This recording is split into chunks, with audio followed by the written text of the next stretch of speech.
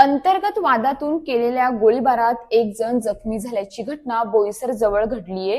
गोळीबार करणारा आरोपी फरार झाला असून जखमी व्यक्तीला उपचारासाठी खासगी रुग्णालयात दाखल करण्यात आले आहे। गोळीबाराच्या घटनेचा तपास सुरू करण्यात आला असून आरोपीच्या शोधासाठी पोलिसांची पथके रवाना करण्यात आली आहेत। बोईसर जवळील बेटेगाव येथील चिकन भुजिंग सेंटर मालक उमेश घरत यांनी अंतर्गत वादातून केलेल्या गोळीबारात महागाव वाळवे फाटा येथील सुरेश वरखंडे हे गंभीर जखमी झाले आहेत। जखमी सुरेश वरखंडे यांना सुरुवातीला बेटेगाव येथील अधिकारी लाईफलाईन या रुग्णालयात उपचारासाठी दाखल करण्यात आले, मात्र त्यांची प्रकृती गंभीर असल्याने त्यांना पुढील उपचारासाठी गुजरात मधील वापी येथील रुग्णालयात हलवण्यात आले आहे। अंतर्गत वादातून ही घटना घडल्याचे समोर आले असून उमेश घरत यांच्या चिकन भुजिंग सेंटर मध्ये एक मुलगी लहानपणापासून काम करत होती।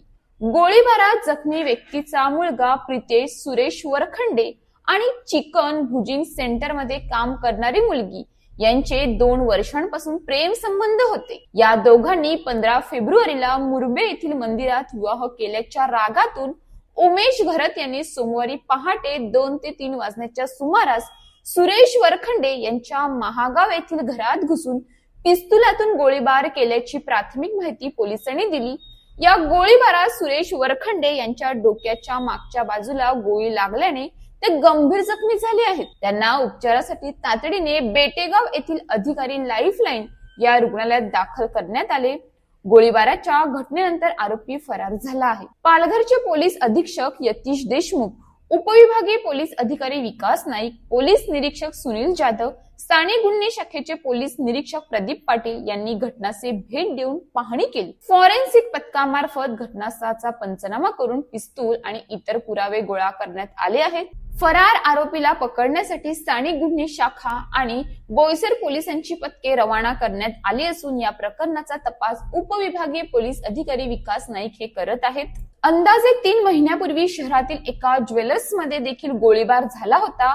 या घटनेमुळे स्थानिक लोकांमध्ये सुरक्षा आणि पोलिसांच्या कारवाईबाबत प्रश्न निर्माण झाले आहेत। बोईसर शहर हे गजबजलेले असून या परिसरात अशी हिंसात्मक घटना घडल्याने अनेक प्रश्न उपस्थित झाले आहेत। शहरात असे गोळीबार का घडतात? आरोपींकडे वैध बंदुकीचे परवाने आहेत का? स्थानिक प्रशासन आणि पोलीस यंत्रणा अशा हिंसाचाराविरुद्ध कसे उपाययोजना करीत आहेत?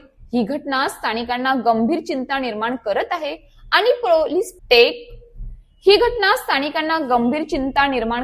आणि पोलीस प्रशासनाला शहरातील बंदुकीच्या नियंत्रणावर आणि सार्वजनिक सुरक्षेवर अधिक लक्ष देण्याची आवश्यकता अधोरेखित करते। अशाच ताज्या बातम्यांसाठी आमच्या न्यूज पोलीस रिपोर्टर चॅनलला लगेच सबस्क्राईब करा आणि बेल आयकॉन दाबायला विसरू नका।